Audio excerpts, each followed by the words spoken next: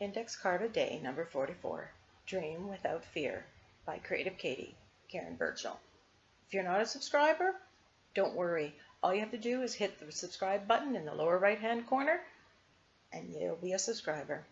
So I bought this stamp at Michael's in the $1.50 bin, and I was playing around with it. So I was drawing out my card and looking at the different arrangements that I might want. I wanted to add some texture, and I wanted to stamp, and I wanted to put some writing in, and I didn't want the stamp or the texture to go, so I just kind of played around with that. I even stamped out some of the dream catchers on deli paper so that I could arrange them with the text and the texture and everything. So once I had the arrangement that I like, I did take a picture of it just so I could remember exactly where it was. And that's a good tip to take and look and see, to compare two different compositions, or to remember them once you get it all set up. So I'm applying modeling paste through a dilution stencil, and I'm just trying to be very selective where I put the flexible modeling paste, because I don't want it to land underneath where I'm going to stamp or where I'm going to write, because I don't want to have the texture there. But I absolutely want to have texture because I like the way the pigmented ink that I'm going to use is going to catch in that. So after drying the modeling paste, and this card is gessoed, even though you can still see the numbers on the flashcard, but it is gessoed. And I'm making sure that this is dry because I am going to be adding quite a lot of water for the technique that I'm going to be using, and I don't want it to dissolve. And sometimes if you dry it and you don't wait overnight, sometimes that can happen. So I'm picking my colors, and I'm going in the teals and blues and purples. Big surprise there. And I'm just going to scribble onto the gessoed surface with the colors, and really there's no idea. I just want to have these colors mix. I know they're all going to blend together. They're not going to make mud because of where they're located right next to each other on the color wheel. So I'm just adding more water and activating and building up color, getting it into the textured areas as I go. Now that would have been lovely enough the way it is, but I decide that I'm going to add more color and more water because I want to do the salt technique. And I want to get some more of that texture in the places where I didn't want texture before because I'm stamping or printing letters on it. So there I'm sprinkling some sea salt on the card. I'm just going to do a cleanup.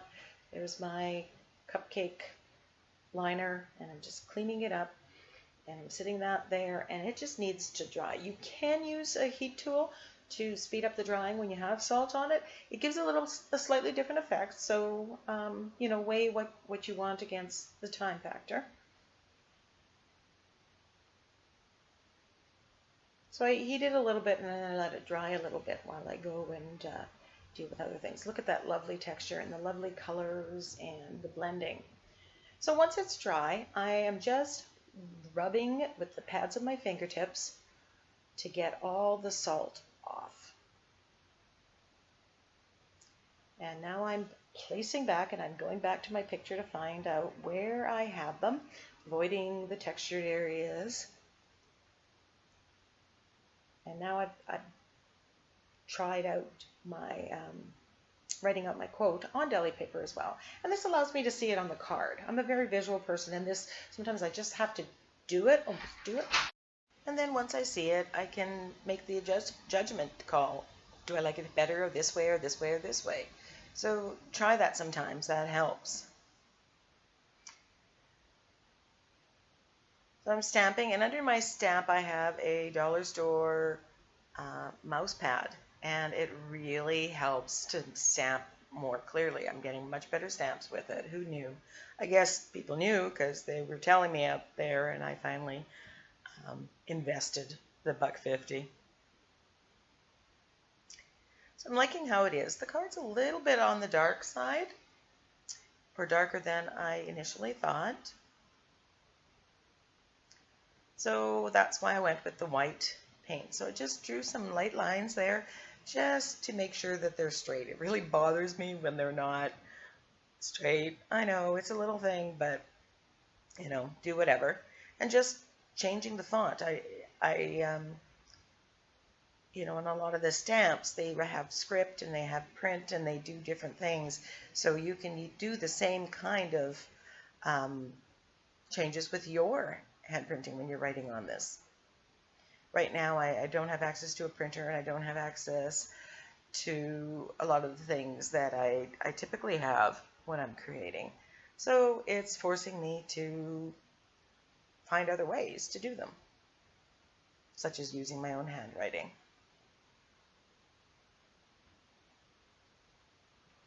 So putting the dot around, now it's really that together has lightened it up a little bit.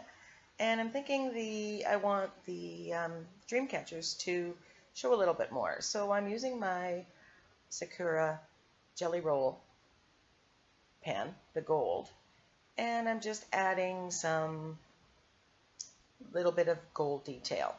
Now the yellow goes really well against the blues and greens.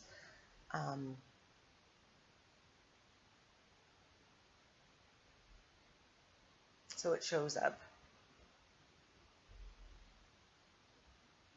I do make the dots a little bit bigger, and I do go back and adjust the other ones. And same thing with the border of the dream catcher. You know, some of the stamps you can color in and paint them afterwards.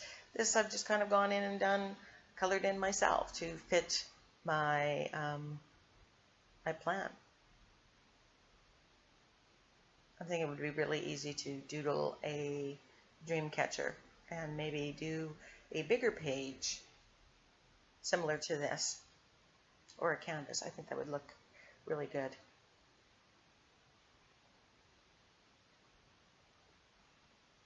That's why I like doing ATCs or ICADs. They're little pieces of art, so there's not much to risk, but sometimes it gives you ideas for what you would like to do on a bigger page or on a canvas. And that gives you inspiration for future projects. Good splattering of gold, because you can never have enough shine and glitter. And that brings us to the end of the card. Thank you so much for watching. Here are some close-ups of the finished card.